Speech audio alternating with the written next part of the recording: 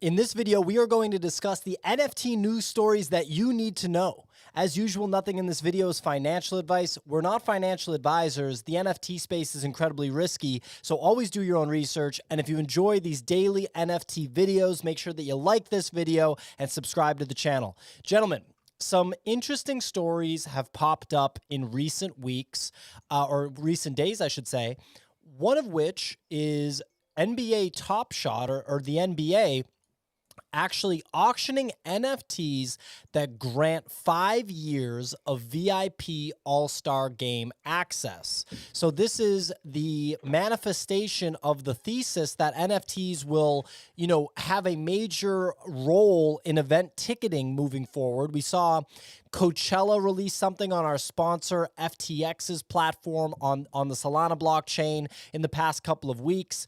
Obviously, Gary Vee kind of pioneered it a little bit with the VeeFriends NFT project that serves as a ticket to his VCon conference for 3 years. And now we see the NBA, who already had Top Shot serving their kind of NFT needs on the Dapper Labs blockchain, allowing you to go to the All-Star Game 5 years with this VIP pass. What do you guys think?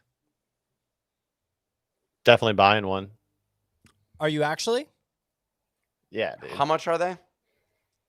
So I don't know. It's an auction. Oh, it's an auction. So you're gonna put a bid in? Yeah, I'll just use my Sheets money. So this is an interesting one. Well, look, we just experienced this with the FTX drop that happened, right? With the what's the concert? Coachella. Yes. So Coachella did the same thing. This feels just very similar to that aspect of things. I'll be honest, at a certain price, the Coachella pass, I don't even want just an NFT. I want a physical at that price. They were going for like $500,000 plus. But they were lifetime passes. Are you going to go to Coachella every year? Like, I feel like Coachella is something that you do from the age of 16 to like, 29, and then like you grow out of it. I don't understand. Like, are there a lot of grown-ass adults going to Coachella? Some people are obsessed with that stuff, and they go every year, and they buy the ticket like a year in advance. Okay, well, clearly it shows how out of touch I am with Coachella. It's just not, my circle does not overlap with that. You're more of like a stagecoach guy, anyways. No, I don't go. I wouldn't go to that either. He goes to Stagecoach. Why is that funny? Maybe I am a stagecoach person. You got now, a cowboy only hat because on Pio and thinks it's ridiculous. Some cowboy hat boots or what? Cowboy boots and a cowboy hat. Maybe it's because I'm going to be, don't tell my fiance, but I'm the next Bachelor. And a lot of the people that hang out on that show go to Stagecoach as well. There is some drama in the show associated with Stagecoach. So I just want you to know that, that's how that goes. Well, unlike you, Nick, I've actually gone to festivals, and there are plenty of people in their 30s, 40s. You'll even see some people into their 50s still partying up at these places. So there's a lot of longevity there. Back over to the NBA All-Star 5-year pass. It's pretty cool. Not bad, right? Not bad. So I don't know what to think about this thing. I mean, it sounds great. If you're big into the NBA, you want to go to those every year. Makes a ton of sense. It's a step in the direction of what we've been expecting to occur with NFTs. I don't view it as an event ticketing replacement. Instead, what I view this as is this is very similar to, I think, the Lifetime airline pass that used to exist, and then they canceled it.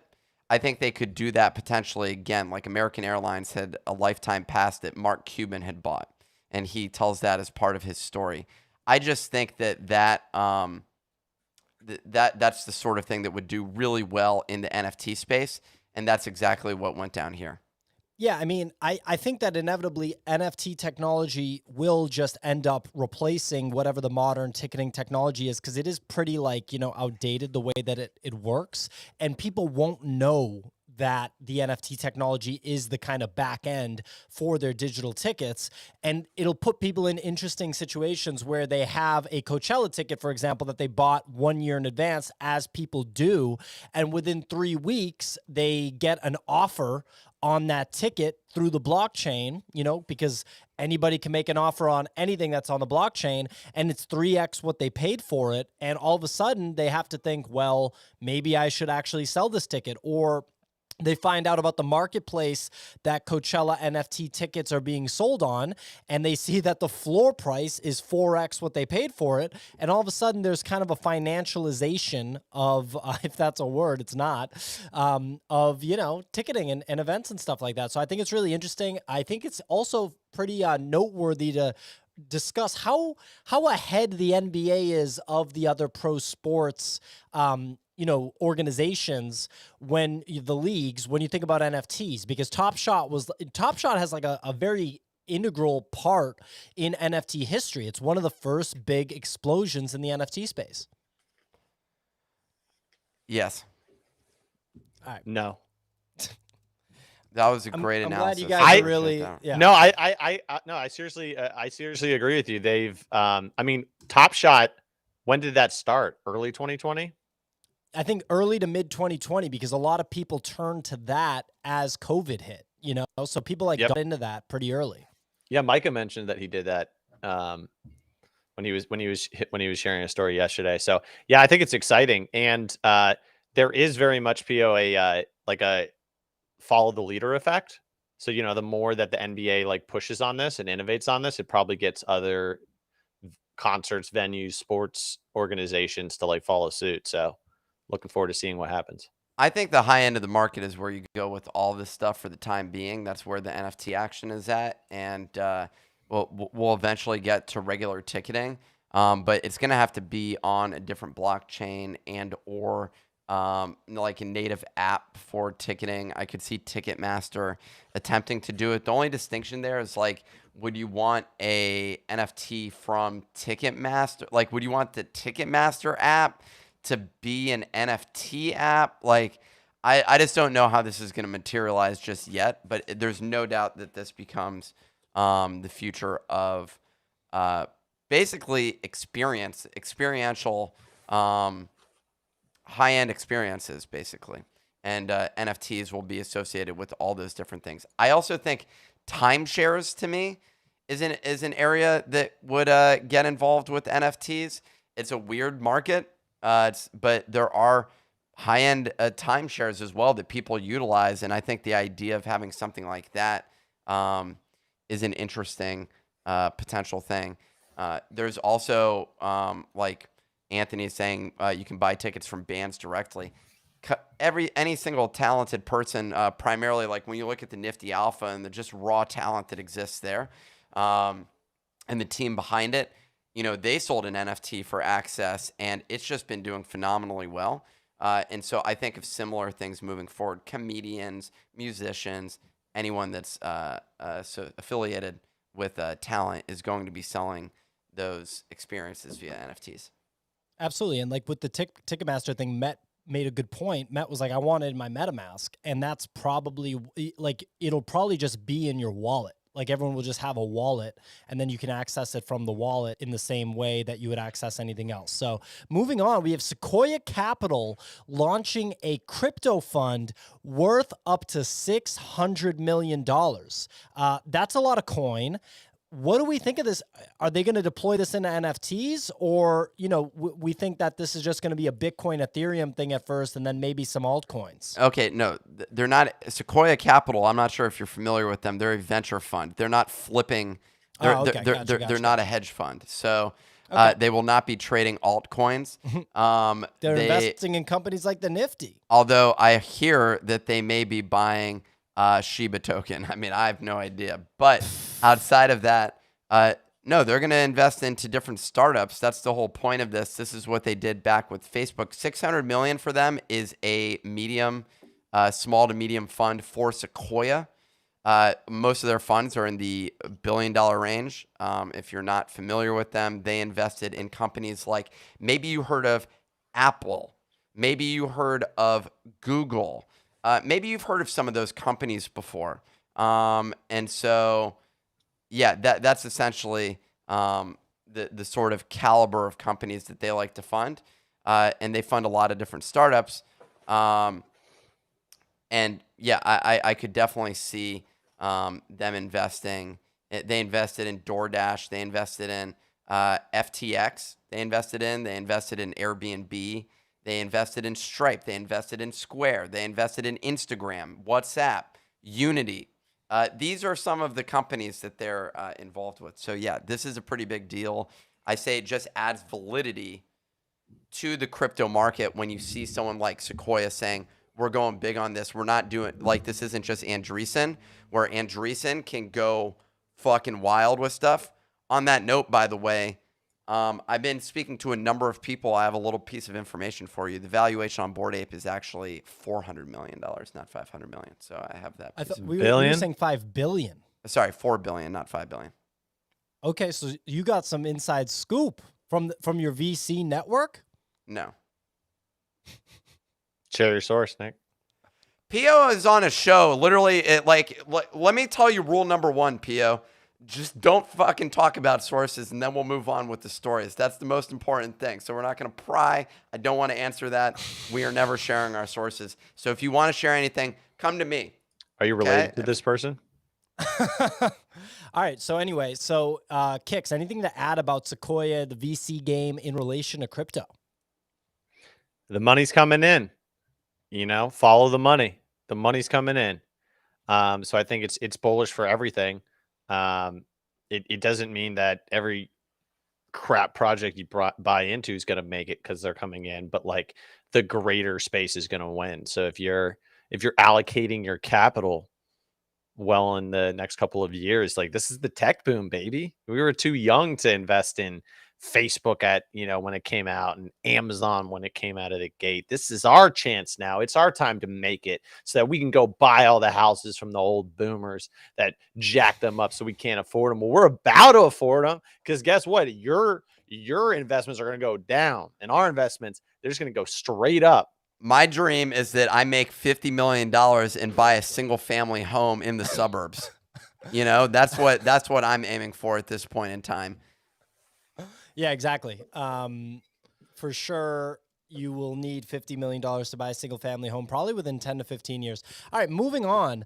A little bit of a spice coming into the tools and technology sector of the NFT space. Gem.xyz. Didn't know what this was 3 weeks ago, 4 weeks ago.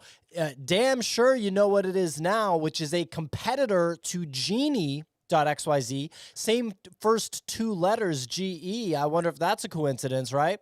And they have just released new functionality on sweep mode. So floor sweeping technology for the true degens, the Captain Kixes of the world, the absolute badasses that will deploy capital en masse into projects that they're interested in.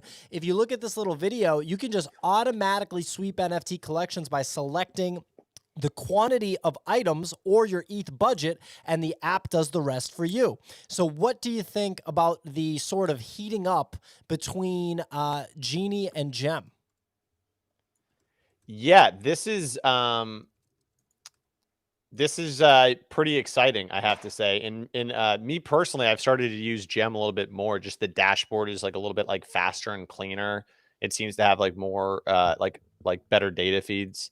But like, I mean, this feature is absolutely great because this is exactly what I'm trying to do. And it's annoying to have to like click up to the amount. Basically, I have an amount that I want to spend. So I'm like, okay, cool. I want 2 ETH worth of these. Yep. Now with this feature, as long as I know that what you have to watch out for is like, you don't want to do that into like really illiquid supply and like end up overpaying in a big way. But if you know there's a lot of supply on something and you're just like, okay, I want like a 6 ETH exposure or a 2 ETH exposure to the project, you can just literally type in that amount. It's going to do the selecting and sweeping for you.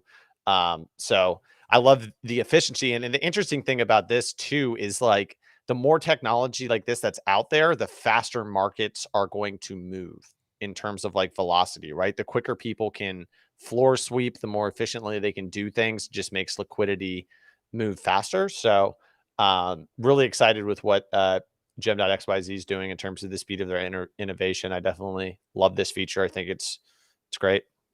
Nick, anything to add before we move on to our breaking news story? Yeah, I have something to add. The food delivery guy can't seem to figure out how to get up to my apartment. So that's the latest information on my side. Breaking news, struggling to get my lunch. Well, can you hit us with the real breaking news? Our other story? top story, apparently Biden is going to issue a executive order next week associated with crypto. That said, there's another follow-on story from 19 hours ago where apparently Janet Yellen is saying that the White House is split, has a disagreement over this executive order. So it's not clear to me what this is going to result in. Right now, I spoke the other day with Liam said, I broke that news. I said it first. Well, there you go. Congratulations, Liam. Thank you for that. And I just surfaced that. So shout out to our audience for bringing that up. Well, I hate to break it to everybody out there, but this is not actually breaking news. This has been news since January that this was going to come out.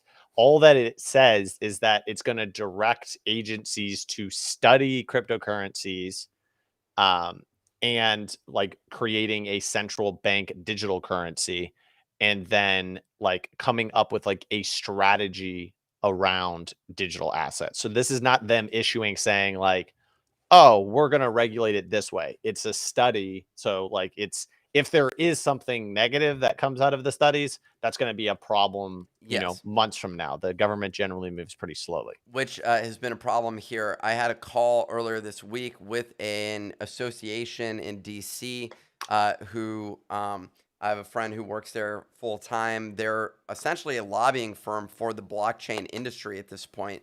There's 2 of them at the moment in DC, and we're behind the 8 ball on this at the moment because as we saw months ago when there was a little bit of a kerfuffle over the bill that got included in the Biden's infrastructure bill, there was some clause in there that was they're trying to currently dismantle over the next 4 years. That had to do with the KYC aspect of crypto, in which case, if you had an NFT and traded with someone else, everyone needed to be KYC'd, which basically would just destroy the crypto space.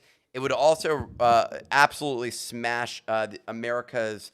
We're already behind when it comes to the crypto space. This is going to only make it worse. Yeah, I think it's something like 8 out of 10 or 9 out of 10 of the top crypto companies are international. They are not in the United States. And if you look at the tech boom, the internet boom, we dominated it. Yep. Everything was in the United States. Yeah, it was like Google, Facebook, Amazon, Apple, Twitter, like all of these came out of America. You look at the 8 out of the top 10 in crypto right now, it's other countries. Like this is like a really big issue that the older generation that's in charge needs to kind of wake up to. I know that they've already made all of their money, but there's some of us still out there trying to make our bag. Why are they still in charge is the real question. Like why is the older, but we don't need to get into politics right now. The follow on here. I think it's going to be bullish. I think it's going to be bullish because I think that they're going to, but I have full understanding that they will like maybe write some stupid things and then like people will freak out and like it will take lobbyists like your friends to remove those things, get rid of those things. So I'm not writing out that like whatever the results of this executive order could be, like they write some negative things and then like there has to be discourse to like write the course of the ship. But yeah, I mean, like we need it. There needs to be clarity, though. That's the reason why 8 out of 10 are international, not United States. Because I mean, like, look what literally happened to BlockFi. They get hit with a $100 million fine and can no longer accept new customers from the United States because they try to offer interest-bearing crypto accounts. Like, like the lack of clarity is probably hurting innovation. So they if were we based can get internationally. yeah, so if we can get some clarity, I think that would probably be beneficial. That actually makes more sense. Gemini is in the process of they offer interest-bearing accounts right now, but I didn't realize that must mean that they're in conversation with regulators, which they always have been, and they've been operating in New York. It's been difficult for everyone else to operate here. I'm pretty certain that they were probably involved in creating that regulation, so it was more difficult for other competitors to enter the space. FTX, our sponsor, being one of those. Pio, it seems like you're eager to say something. I'll shout out FTX after. Shout them out now. So because I saw a comment, someone asked if they were, if FTX requires you to KYC, and the answer for that is yes, because they want to be in, they want to be well with regulators and be a legitimate organization. So that's what you're looking for when you're looking to purchase crypto. You're going to want to go use a tool, a resource, a business, a platform like FTX. You can follow that link right down there. Bada bing, bada boom. You just go to thenifty.com/FTX, sign up, make your first trade. That's what we're looking for. And honestly, what I recommend doing is buying some ETH and then using that ETH to buy our Nifty portal. It's a collaboration. We work together with our sponsors. And FTX is our sponsor that has been incredibly supportive of this show and thereby supportive of portal holders, because we take 50% of that and put it directly into a community wallet. Someone said, does FTX work in the UK? It does, but not FTX US. So if you're based somewhere else, don't use that link. If you're based in the US, go use that link. And sign up, make your first trade. Just make one trade. You help us, we help you. We get that money into your wallet. That's the main goal. I'm now just speaking out of my butt. No, I mean, that was a good shout out to FTX. And yes, FTX does have KYC because it's above board. So look, on the regulation I bite my tongue a lot when we talk about this stuff because of the Bitcoin side. Oftentimes, for whatever reason, when I kind of go into the Bitcoin rabbit holes, it's not well received by one of my co-hosts and then also by the audience sometimes. But it's incredibly relevant here. So, there's a few big-time Bitcoiners in the U.S. Senate at this point, Cynthia Lummis being one of them.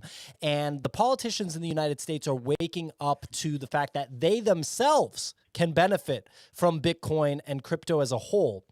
The other really telling thing was when Sam Bankman-Fried, the CEO or the founder of FTX, who we're trying to get on our show, Sam Bankman-Fried and two of the other most notable crypto CEOs testified before Congress or spoke to Congress. I don't know what language you would use to be politically accurate.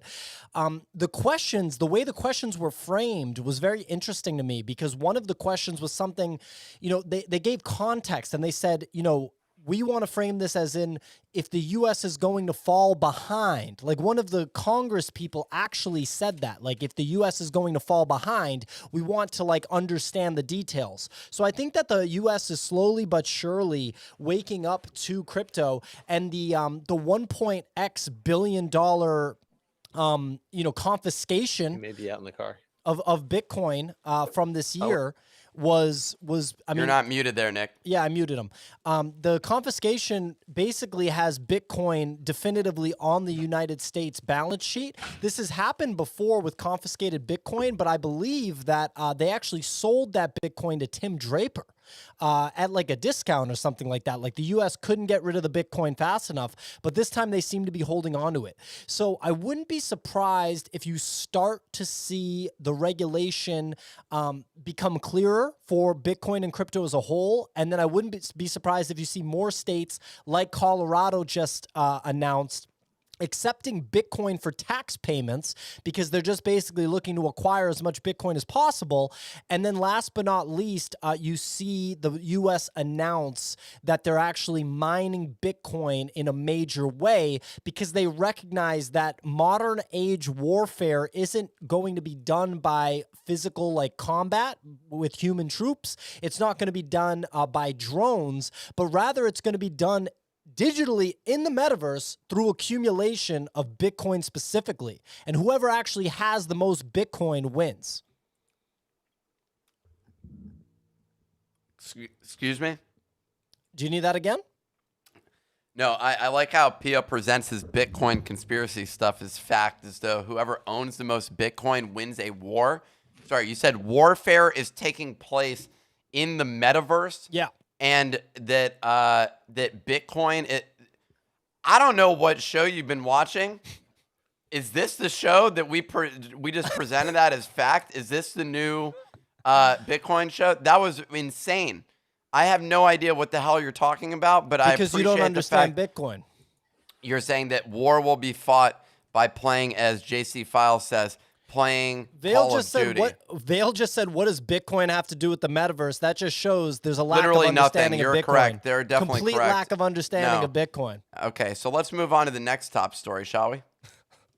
Absolutely. This is a different speed. And you know, look, We're going to have to go back and replay that and take a clip of whatever just came out of your mouth associated with the future. Like you made like a logic jump. You went from, you know, one of the local governments is accepting Bitcoin as tax payments to literally, and that's why we've realized that the future of warfare is taking place in the metaverse, and Bitcoin will be the backing of that. you can play Of that this war. back.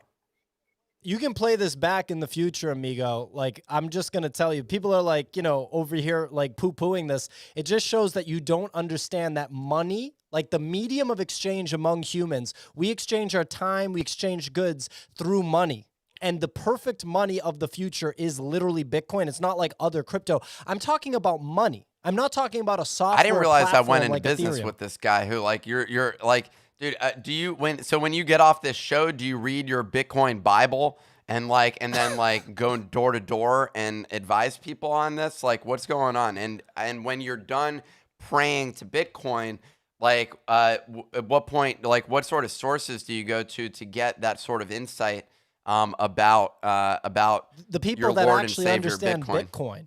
So when we're talking about money, right? Like the word money, that's the future of money is Bitcoin. It was Money. literally How do you say that? Money. I think Nick got it. Nick got it. Money. Not money. And someone brought up El Salvador. Right now in El Salvador, they're literally building Bitcoin cities. They're mining Bitcoin with volcanic geothermal energy. They're putting Bitcoin on the sovereign balance sheet. This is all happening right in front of everybody's The face. largest Wake global economy is El Salvador. So as you're up. You familiar, got a response for everything. I don't know what to tell you.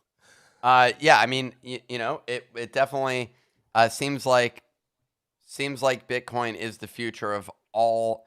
How about this, Pio? How about rather than me, what we'll pay you is in Bitcoin?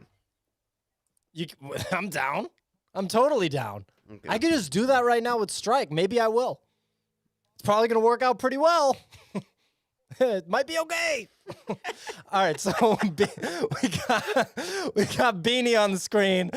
Beanie's back. Beanie, like, he's back, motherfucker. So he has made an extravagant return. He took 2 weeks off. It felt like a lifetime in the NFT space. He came back with a lot of heat and basically was like, I'm smarter than all you meffers, and I'm going to make a splash. So my thesis is that he's got a chip on his shoulder now, and he's kind of pissed that people were trying to call him out. And I think he's going to make something that's really legitimate for everybody that buys into it at the beginning. He's the Ponzi master. And I think that if you buy into whatever his early stuff is, it's probably going to be a good investment, not financial advice. I'm really going to be interested to see what Beanie does from here. You know, yeah, can't wait to find out.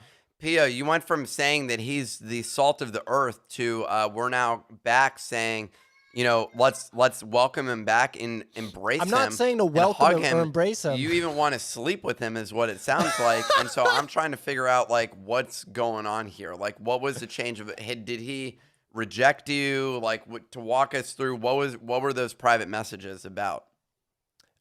So I said that it seemed that the evidence pointed towards him being a multi-decade criminal scammer, which I do think is the case. I'm not saying that that's not the case, but I also think that he's really, really, really smart and good at all things crypto and tokenomics. And if you look at his track record in the NFT space, with the exception of Monkey Bet DAO and BGLD, which is the token that was associated with Bloot, that it's been like just win after win. I mean, look at Pixel Vault, look at Wolf Game, and now I have a suspicion that Look Labs 420 game he's also responsible for, or at least had a part in architecting. You know? Yeah, I agree with that statement. That's pretty much exactly how I feel about it as well. I think like anyone that's done their research and has looked into this stuff, like would agree with like that layout. Like he's been very closely associated to things that like Be Gold that were very sketchy and like things don't make sense, and it really looks like a pump and dump kind of cabal. But yeah, he's also done stuff like Pixel Vault and Wolf Game. At the end of the day, like he does very interesting things with like tokenomics and like NFT strategies. So a lot of times like the new stuff he comes out with kind of a lot of other projects end up following suit. But yeah, I mean I think a lot of people in the NFT community are still very angry at Beanie for things that have happened and things that like came to light previously. Like I personally think that Be Gold, there's some interesting things that happen in that if you do research into some of the people behind it, I think you kind of get what happened with that. It's definitely that was really sketchy. Really sketchy. Sounds like you want to name names or something like no, that. No. Like, I know, like, there's no like names. That's the thing. Else, like, someone else out there would have already like leaked it. But just like the pattern of information that came out, like it just doesn't sound like a real story. It sounds completely made up. Like, it sounds like something people would make up if they were coming up with a cover story or something. Like, you know what I mean? Like if they were writing their own. Yeah. So, anyways, but yeah, I mean, he's back. He'll be doing things. Will be interesting to see what happens. Nick, what are you eating? a little snack because I can't have lunch because of the time. Looks of like this little like video that we do baguette it sliders. Yeah, like baguette sliders. There's some baguette action in here. That's awesome. So just to be clear, I got a hangry co-host right here. That's what I got. Is literally a hangry co-host. Pretty much. So let's jump into the other breaking news. Candy Hunters. They literally, our Discord has been making a shit ton of money right now off of Candy Hunters. And we've had no action on that. Could have made a ton of money. And what happened with this? Give us the deets. 9 minutes ago, it sold out apparently, and this little thing's taunting us. You went from 0.05. People sold. They're up, and they're pumping. Candy Hunters. That's what's going on. That's the breaking news story direct out of our Discord. Yeah. Candy Hunters. Let's get that. Congrats, y'all. If you ended up making money, if you're a Portal. Oh my God, Easy Eats got one of them or three of them. Yeah, because Easy Eats is full diaper season 24/7, and he's got a big brain. Easy Eats got a big brain and a big diaper. Don't get it twisted. Oh, shit. Okay, so these minted at 0.05, so like pretty good, like 2x. Yeah. Ajit's over here. Look at Ajit calling us out, being like, "Watch out, your competitor Easy Eats loaded up Candy Hunters on his One ETH wallet." Thanks, Ajit. Thanks. Yeah, I got my bags packed in that. I'm waiting for my next move. It's gonna materialize. I'm not gonna overtrade. That's what we talked about yesterday. Overtrading can kill you at this level. I got a half an ETH, 2 sheets, a feudals. Feudal seemed really happy that you mentioned them on the show yesterday or whatever day that was. No they problem. gave you a little shout out on Twitter. Look, here's the deal.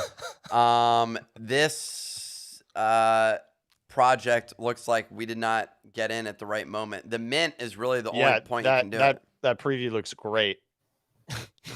This looks like an awful project. So that seems like the top news story. My Ninja Alerts is saying that Micah G's selling this project right now. This bastard.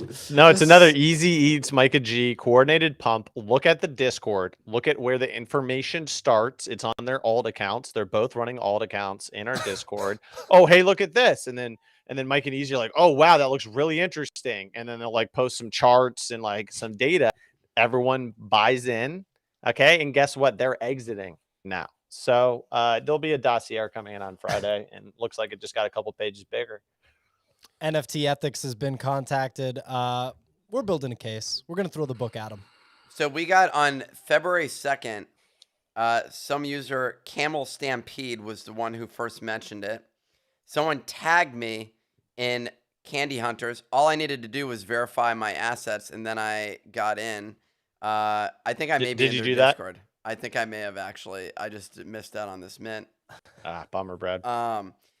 So there was a lot of discussion taking place on February 2nd. Lots of questions going on. People, February 14th, more questions. February 14th, more questions. Yesterday, 3:30 a.m. The hype is so, but I really dig the art, really want to mint. So there were a lot of opportunities for people. Our Discord, we just print wins in our Discord. You know what I mean? Like, you have to apply just a little bit of a logical filter to filter out all of the noise. A little bit, just a little bit. But if you spend some time in there, you're going to see some wins, or you can just follow me on Ninja Alerts. You know what I'm saying?